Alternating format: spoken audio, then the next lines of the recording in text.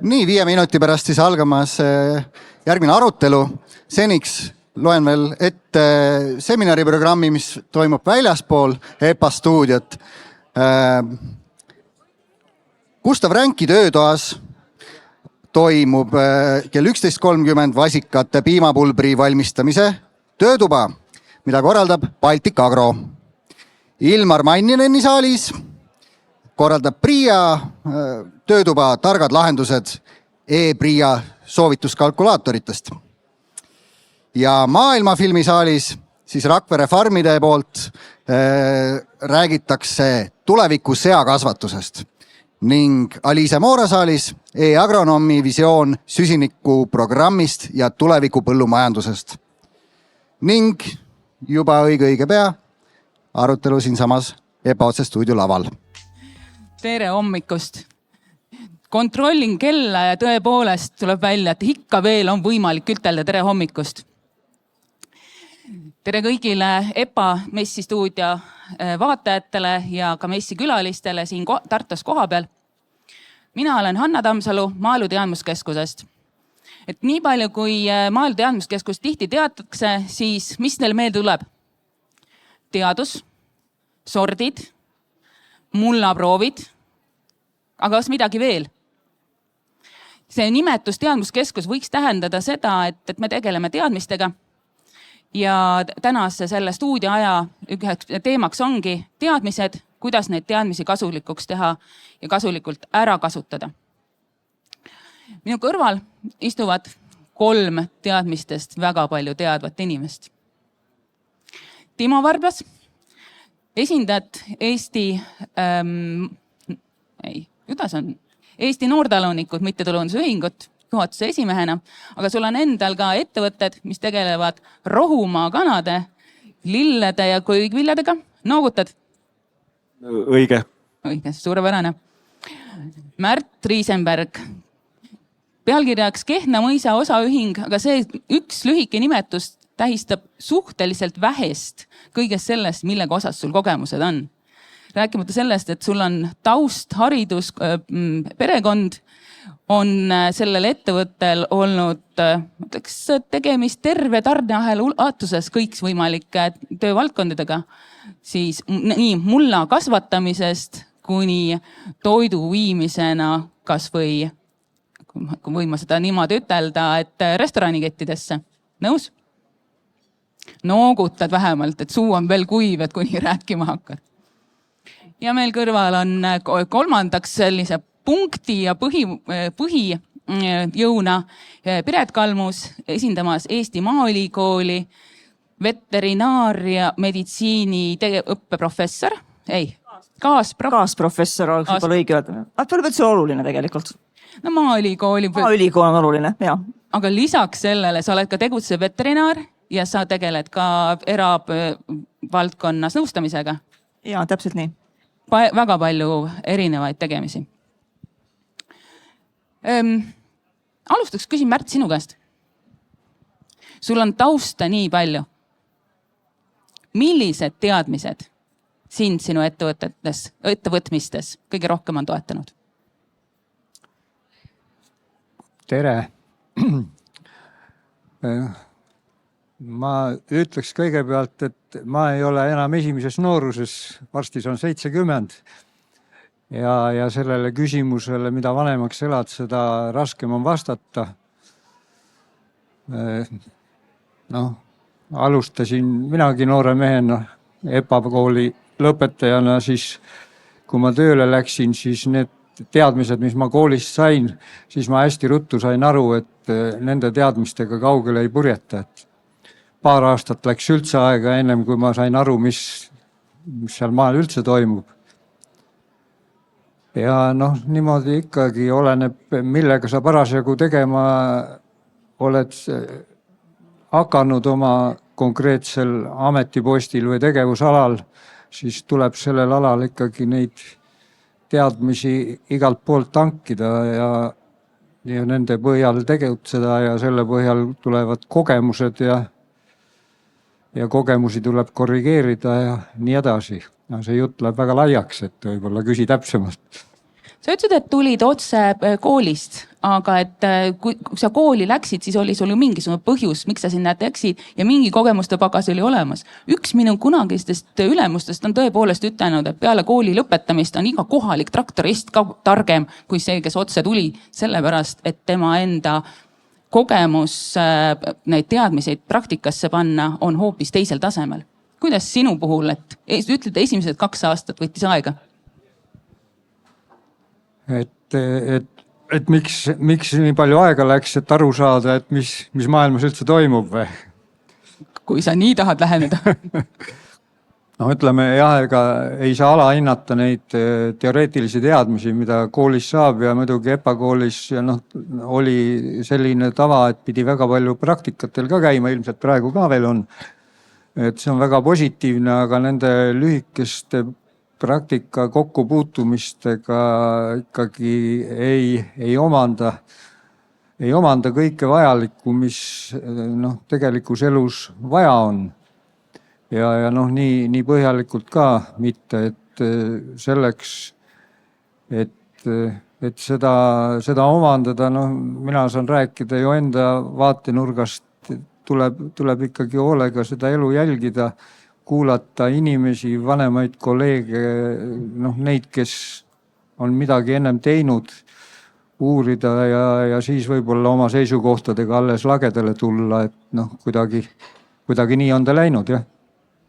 Timo, nüüd tuleme sinu juurde, ehmatan siin kohe ära, et alustasid oma põllumajandustegemisi suhteliselt hiljuti, kui ma eksin 3 aastat.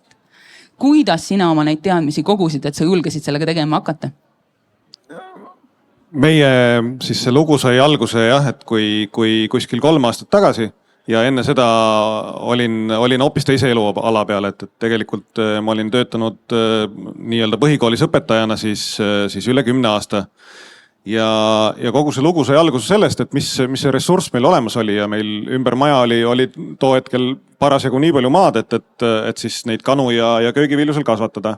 Aga kuna tõesti nagu see teadmised siis konkreetsest valdkonnast olid niisuguse tavalise maapoisi tasemel nii-öelda, et tead, et kartul kasvab mullas ja õun puu otsas ja nii edasi, et siis see eesmärk oli kohe alguses seda, et me peame saama need erialased teadmised, et selleks, et seda saada, me teeme siis seda oma naise Kelliga 2 ja me võtsime siis kõikvõimalikud kursused, mis olid antud teemadel. Me käisime ka kutseõppeasutustes õppimas siis nii kodulinnukasvatust kui ka siis nii-öelda taimekasvatuse poolt. Me oleme võtnud vastu kõiksugu tasuta kursused, mis pakub siis nii Metcom pakkunud kui ka igalt poolt mujalt, kus need kätte on saanud. Me oleme võtnud ka väga siis kalleid tasulisi kursuseid, nii-öelda, mis on konkreetselt meie ala peale nii-öelda meie alale siis fokusseeritud ja samamoodi ka need võib-olla siis need asjad, mis on jäänud mujalt puudu. Et kui me võtamegi näiteks selle kutseõppe poole, siis seal on väga tugev taust sellest, et kuidas see taimekasvatus töötab, see teooria pool, aga köögivilja pool kui spetsiifiline sihuke osa nagu jääb sealt vajaka. Ja neid asju me oleme täiendanud siis mujalt ja otsin neid teadmisi, et kogemused on olulised ja kui need teadmised lõpuks käes on, siis kindlasti tuleb need ka läbi kogeda ja ka neid ämbreid nii-öelda kolistada, et aru saada, mis nagu toimib sinu jaoks, mis toimib sinu piirkonnas, mis toimib selle mudeli puhul, mida sina teed. Aga kogu see teooria on selle alus ja see on nagu üks mõte olnud kogu selle asja taga ka, et kui ma ei tea, siis ma ei tea ka, mis valesti on läinud, et sellest kogemusest õppida peab see teooria all olema, et see on nagu ülioluline. Selline võimalus käia väga erinevaid koolitusi läbi eeldab, et on ajaressurssi. Aga et kas sa näed noortalunike esimehena, et selline pühendumine oma karjääri alguses teadmiste kogumisele on tavapärane või? Ma arvan, et suur eelis ongi sellele, et ma olen tulnud nii-öelda muu eriala pealt, et ei ole nii-öelda nagu Märt ka siin ütles, et otse koolist, et siis on veel paar aastat aega vaja nagu atra sättida, et seda atra on sätitud ka muude elualade peal ja seal on kõik need kogemused teises valdkonnas juba läbi proovitud ja aru saadud, et kuidas tegelikult see toimib. Ja ma arvan, et inimesed, kes teavad, mis nad tahavad teha ja sellele pühenduvad, siis kindlasti on teadmised see alus, kus nad ka pühenduvad just selle koolituste selle poole pealt. Piret, sina omad mõtteteras seminari ettevalmistamisel ütlesid, et teadmistest on kasu vaid siis, kui neid ellu rakendada. Samas peaksid nii Maaülikool kui erinevad koolid väga palju just nimelt ette valmistama selleks, et sa saaksid kohe tööturule tulla. Millest sa puudust tunned praegu? Ma tegelikult võib-olla ma ei ole õige inimene sellele küsimusele vastama, sellepärast et mina olen see, kes neid teadmiseid jagab ja meie oleme need, kes valmistavad meie oma teadmiste kohaselt parimal viisil ette noori spetsialiste. Et pigem sellele küsimusele, millest puudust tunnevad äsja tööturule sisenenud loomaarstid või loomakasvatajad, peab nende käest küsima. Aga me oleme oma tegevuses, kui me jagame teadmisi, me peame nende teadmiste jagamise vähemalt õppejõu ja nõustajana, me jagame nagu mitmesse kategooriasse. Üks teadmine on see, mida me anname neile ülikoolis põhiõppe käigus. Ja kuna me tahame, et kõik tudengid saavutaksid võrdse taseme, olenemata, mida nad oma tulevikus tegema hakkavad, siis võib-olla see teadmiste väga spetsiifiline rakendamine teatud valdkonnas ajaressursi tõttu jääb saavutamata. Teisalt jällegi, kui me räägime nüüd kooli välisest õppes, kui inimesed on juba tööle läinud, siis tegelikult öeldakse, et siis ei hakka põhiõppe enam peale, vaid siis nad juba need, mida nad on koolis omandanud, nad hakkavad neid rakendama ja neil tekivad uued küsimused ja pigem just selline jätkuõppe ja elukestev õppe nüüd pärast kooli on ilmselt see kullaväärtusega koht, kus inimene tuleb juba tagasi. Kas ta tuleb koolipinki tagasi või ta tuleb kursustele tagasi ja tal on juba tekkinud oma küsimused, oma kogemus ja sealt nagu edasi minna. Nii nagu Timo ütles väga õigesti, ilma baasteadmisteta ei ole võimalik oma ettevõtet edasi arendada. Ja ma arvan, et ülikoolid ja Maaülikool on see, mis annab need baasteadmised. Õppelaud on väga halb sõna, mulle ei meeldi see, aga ta annab need teadmised, mille põhjalt inimene on võimeline hakkama edasi arendama ja edasi liikuma enda valitud teel. Et selle poole me tegelikult püüdleme. Ja Maaülikool on praktiliste erialade kool ja praktika osakaal on päris kõrge. Nii et see, kuidas neid pärast tööle rakendatakse, see sõltub kindlasti keskkonnast, kus inimene tööle asub ja tema enda motivatsioonist ja inspiratsioonist. Märt, kutsun sind kaasa mõtlema selle mõttega, et teie ettevõtte ajaloo jooksul on väga palju teie tegevusvaldkonnad muutunud, lisandunud juurde või ümber muutunud. Aga et kuidas sellised muutused siis teadmiste poole pealt on õnnestunud ellu viia? Kui palju te olete oma töötajaid pidanud nagu kaasa aitama siin juures? Mis see praktika?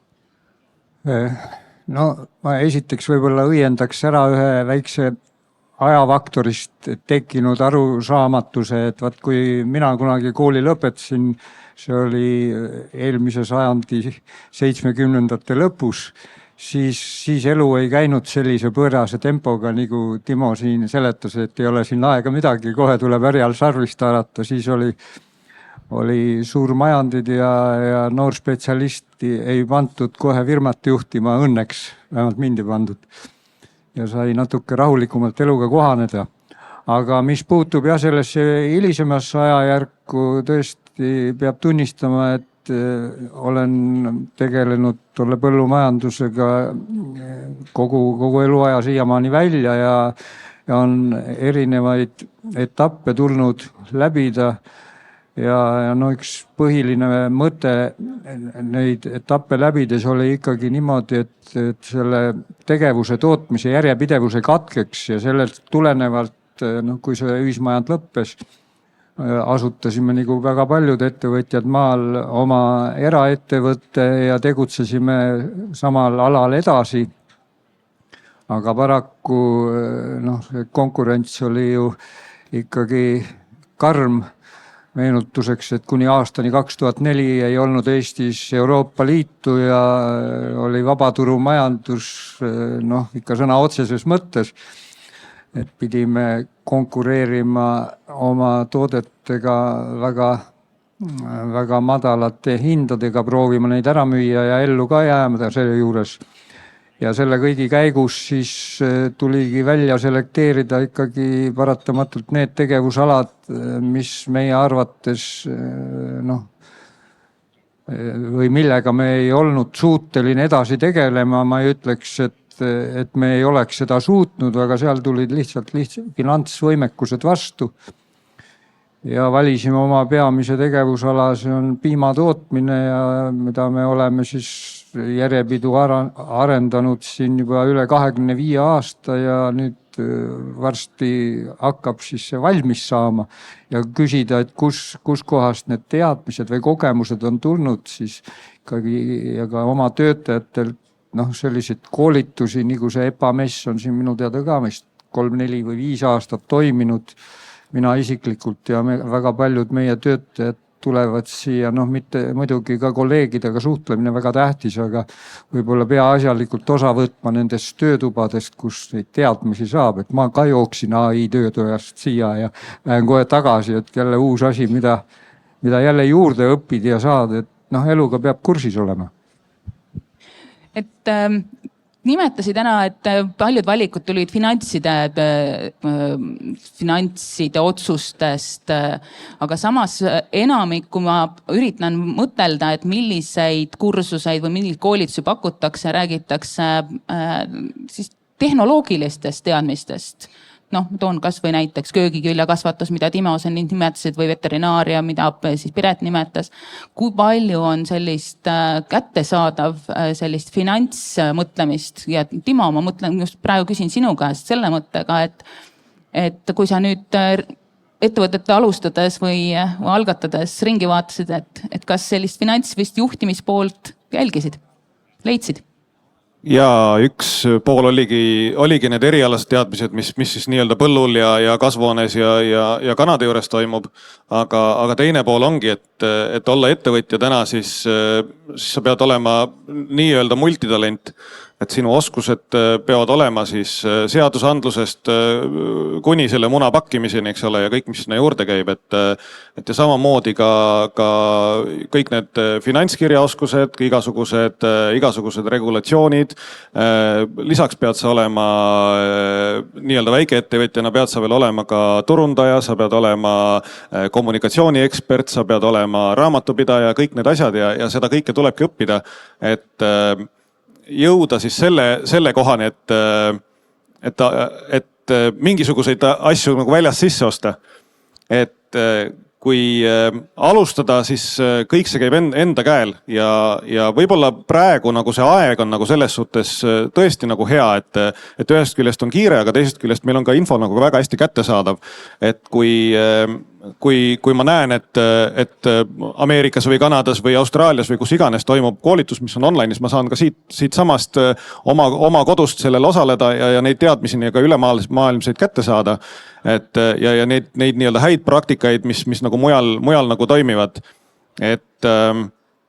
Ja võib-olla siin niisuguse kohaliku koha pealt ongi, mul on hea näide tuua näiteks sellest, kuidas me alustasime siis oma köögiviljakasvatuses ja kasvatasime sibulat ja me kasvatasime sibulat mustast seemnest ja minu ema ja siis mu naise ema ütles, et kes see sibulat niimoodi kasvatab. Tippsibul tuleb maha panna, siis saad suure sibul, eks ole, et mina internetist nägin teistmoodi ja uurisin selle kohta ja sain nagu omad teadmised ja siis, kui sügisel olid ilusad suured sibulad ja ei läinud nad külmaga putkega midagi, siis minu ema oli järgmine aasta, kuule, anna mulle ka seemet, et ma proovin ka siis nii nagu sina. Et võib-olla see on ka see koht, kus siis nii-öelda sektorist väljast tulnuna nii-öelda, mul ei ole seda pagasit all, et seda peab nii tegema, vaid ma leian neid lahendusi ja mõtlen, et kuidas siis saada seda teistmoodi teha, et samamoodi need finantsoskused või raamatupidamise oskused või meil oli ka siin AI-st natuke juttu, et on erinevad rakendused või ka abinõud nii-öelda, mis aitavad juba selle tehnilise poole pealt ka kaasa, aga seda tuleb õppida, et kuidas need asjad toimivad ja kuidas see taust seal on ja mismoodi need nagu toimetavad, et aga see on tõesti hästi-hästi lai, hästi suur see ala, millega sa kõigega pead kursis olema ja mis asjadega sa iga päev pead tegelema, et ja see õppimine käib pidevalt ja see mina isiklikult arvan, et see ongi ju üks nagu inimese olemus, et ta peabki pidevalt õppima, sellepärast et vastasel juhul võib ära jahtuda. Ma näen, Piret, et sa noogutad tugevalt kaasa, see jutt tekitas sulle seoseid. Ei, seosed tekivad ju kogu aeg selles mõttes, et igal inimesel, kes mõtleb ja mõtlemisvõimeline, üks asi, mida ta teeb, ta loob seoseid oma peas. Ma noogutasin sellepärast kaasa, et Timo rääkis just sellest info-hulgast, et kui me mõtleme nagu enda tööd või enda tegevust, olles nõustaja ja konsultant lisaks õppejõutööle, siis me oleme oma kolleegidega, kes samuti nõustavad farme, et me oleme arutanud selle üle, et mis on meie roll. Sest nõustamise roll mõnikord ei ole selline käega katsutav, see on selline abstraktne mõiste mõnikord, sa ei tee midagi kätega valmis, ühte saabast näiteks. Siis tegelikult me oleme mõtestanud oma rolli selliselt, et kuna maailmas on väga palju informatsiooni ja seda tuleb järjest rohkem juurde, siis meie üheks rolliks on selekteerida välja enda teadmistele tuginedes ja teadusallikaid kasutades need tõenduspõhised praktikad ja teadmised, mis võiksid olla Eesti farmeritele olulised. Sest vastasel juhul me upume ära sellesse infotulva ja võib-olla selline allikakriitilisus ja selliste põhiliste, ja ma ütleks allikakriitilisus, sest internetis sa võid lugeda igasuguseid asju, me kõik oleme doktor Google'id oma peas, me muudkui guugeldame ja vaatame. Aga võib-olla just need teadmised, mis on antud kontekstis, antud farmis ja antud situatsioonis olulised ja kas ja miks küsimustele vastamine on üks meie rollidest tegelikult, kui me nõustame farme. Ja teine pool just nimelt see praktikasse rakendamine, et sa võid olla küll lugeda väga huvitavat asja ja sul on mingi väga huvitav teadmine, aga seda ei ole võimalik rakendada, mis tähendab, et alati ei ole võimalik kõike, mida sa loed, rakendada, sa pead otsima sellise kuldse kesktee ja iga farm on erinev, sest igas farmis sa rakendad teadmisi natukene erinevalt, olenemata, et baasteadmine on kõigil üks, me teame täpselt ühte sama asja. Ja see Timo näide selle kohta ka, et 45 aastat on niimoodi tehtud ja sa teed äkki teistmoodi. Et inimestel on raske muutustega kohaneda, eriti kui see on midagi väga uut, see on meil evolutsiooniliselt sisse kodeeritud, et me ei võta vastu igat uut asja. Et sellise uue teadmise vaikne rakendamine läbi kogemuste on ka üks võib-olla, millega õppejõud ja tegelikult ju ka nõustajad tegelevad. Märt, et sina oled julgenud oma ettevõttega astuda erinevatesse innovatsiooniprojektidesse. Oled julgenud võtta selle riski ja katsetada, et kas tuleb välja või mitte ja teha koostööd teadusega. Kas sul on oma kodustatud teadlane? Et võid nii ütelda ka, aga neid on mitte üks, vaid neid on ikka mitu. Üks istub minu vasemal käel siin, kellega me ikka oleme ka palju suhtlenud. Kerli Mõttus, Meelis Ots Maaülikoolist ja teisigi. Muidugi kui mõtelda, kui ma hakkasin seda oma firmat vedama, siis esimene teadmine, ma mäletan, et ma käisin üsna põhjalikul finantsteaduse seminaril, kuigi EPA koolis õpetati neid asju ka kõiki. Aga see, kuidas bilanssi ja kasumit lugeda ja kuidas oma rahaga siis selle põhjal käituda, need teadmised vajasid ikka väga rehitsemist, ülekäimist.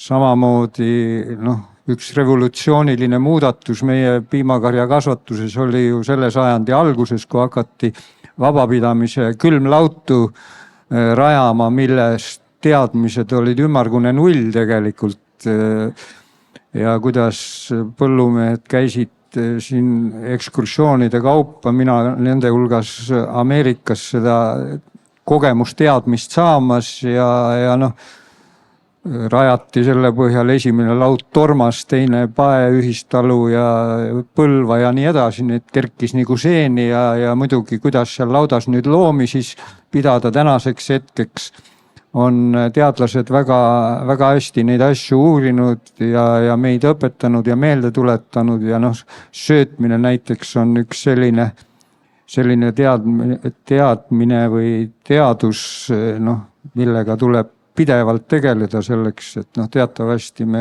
lehmadele söödame silo ja iga siloauk on eraldi elus organism, millele lähenemine nõuab teadust ja noh, ütleme nii, et kõik, nüüd ärge saage aru, et kõik me ise oma spetsialistidega või Märt teeb ära, et ei, me ostame ikkagi seda tarkust suurel määral sisse.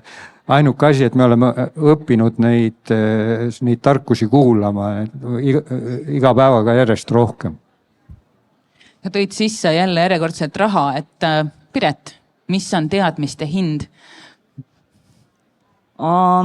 See on väga hea küsimus. Ma arvan, et teadmiste hind on igale inimesele erinev. See sõltub sellest, mida ta investeerib oma teadmistesse. Et see on raske küsimus, et kuidas sa hindad oma teadmisi või mida sa oled oma teadmiste eest olnud nõus välja käima. Seda on võimalik muidugi arvutada ühtepidi. Aga teistpidi jällegi mul on võib-olla jällegi teine pool, et mul on nagu väga hea meel, et me saame neid teadmiseid siin Eestis kätte ka tasuta, sest samuti nende tasuta koolituste toimumine tegelikult on võimaldanud kõigil, kes tahavad nendel osaleda ja ma arvan, et me oleme tänu sellele suutnud sellist laiemat publikut võib-olla kõnetada, kui et meil oleks kõik Eestis toimuvad koolitused tasulised. Me täna ajaliselt ei jõua diskuteerida tasuliste ja tasuta teadmiste erinevuses kuulaja poole pealt või siis teadmiste andja poole pealt. Aga ma arvan, et me oleme leidnud siukse kuldse kesktee, et ma arvan, et kõik, kes tahavad, saavad oma teadmisi Eestis igalt poolt kätte ja see teadmiste hind sõltub sellest, kellena sa töötad. Tegelikult, et minul võib-olla see teadmiste hind teistsugune, kui on kellelgi teisel. Nii et ma sulle ei saa öelda, et 20 eurot või 20 000 eurot, eks ju, teadmiste eest. Ja kuna teadmiseid ja nende läbitöötlemine, see võtab niivõrd palju aega, nende saamine, nende töötamine, et lihtsalt tihti ei mõtlegi selle peale, et milline pagas on tarvis selleks, et ma suudaksin sulle järgmised tund aega seda nõuannet anda või järgmised tund aega esitlust teha. Ma tõesti ühe näite toon, et kui minu käest küsitakse farmis üks küsimus, mis sa arvad sellest asjast, et turul on toodud selline toode, seal sees on selline komponent, mis sa arvad, kas see tõstab minu lehmapiima toodangut 1 liitri võrra järgmise 6 kuu jooksul? Siis ma ütlen, okei, ma pean uurima. Ja see uurimine tähendab seda, et ma lähen oma arvutisse, ma hakkan läbi otsima erinevaid teadusallikaid, ma olen allikakriitiline ja see võtab aega, et sellele küsimusele vastata 4-5 tundi, 6 tundi, aga see on aeg ja aeg on raha. Nii et ja siis sealt tuleb see hind, et vastata, ma võiksin vastata küsimusele, jah, tõstab küll piimatoodangut või ei, ära kasuta, see ei tõsta, sest ma arvan nii, aga arvamine ja teadmine on 2 erinevat asja. Meie aeg siin hakkab kohe läbi saama, et ma hea meelega küll ka räägiksin pikalt veel rahast ja räägiks sellest, kuivõrd tähtis ja tore asutus see Maaelu Teadmuskeskus siin kõrval on. Aga et teeks selle viimase sõnumi veel, et kellel on südamel midagi teadmiste kohta ütelda. Piret, sa vaatad nii kurvalt mind. Märt, panen sõna sulle. Et mis siin ikka ütelda, et noh, ütleme, et kui midagi ei tea ja arvamuspõhise teadmisega tegeleda, siis on see vale ja tuleb ikka teadmisepõhise teaduse järgi tegeleda, nagu Piret just ütles, et see seda elu edasi viib. Ja mina tahtsin öelda seda, et individuaalsed teadmised on nagu üks asi, aga meil on ka väga palju on nagu kollektiivseid teadmisi, et samamoodi mina olen siin esindanud noortalunikke ja seal on tegelikult sarnaste teadmiste, sarnaste probleemidega, sarnaste lahendustega inimesed juba täiesti olemas. Et nendesse organisatsioonidesse kuulumine, nende ringkondades käimine, nende inimestega rääkimine, see on ka üks osa sellest lahendusest, kus need teadmised tegelikult liiguvad. Ja samamoodi teine pool on sellest ka enda teadmiste edasiandmine, et kui mina olen läbi mingisuguste kogemuste, läbi mingisuguste koolituste, läbi nende rakendamise, läbi seoste loomise jõudnud mingisuguste tulemusteni läbi siis nende andmete, siis neid andmeid ka edasi anda, et täpselt on olnud ka meie idee kogu aeg see, et meie ettevõtmine on avatud, me näitame, me räägime, me oleme nii-öelda oma kogemust kindlasti jagamas ja kui neid inimesi on rohkem, siis need teadmised ka levivad, eks ole, et see on nagu ülioluline asi, et sarnaste huvide ja teadmistega inimesed siis omavahel suhtleksid. Piret? Ja ma vaatan kella, praegu on 30 sekundit on meie otsestuudio lõpuni, et teadmised on loomulikult, me teame, need on olulised ja tegelikult mõnikord on ka arvamused olulised, arvamusi tuleb ju ka kuulata, sest arvamustest tekivad mõnikord teadmised. Et see mõlemad on olulised ja teadmiste edastamise oskus ja teadmiste kuulamise oskus on võib-olla see, mis meid kõiki nagu ühendab. Aitäh kõikidele meid kuulamast, teid kaasa rääkimast ja lõpetan Siva Rirvali sõnadega. Nautigem tarkuse teri!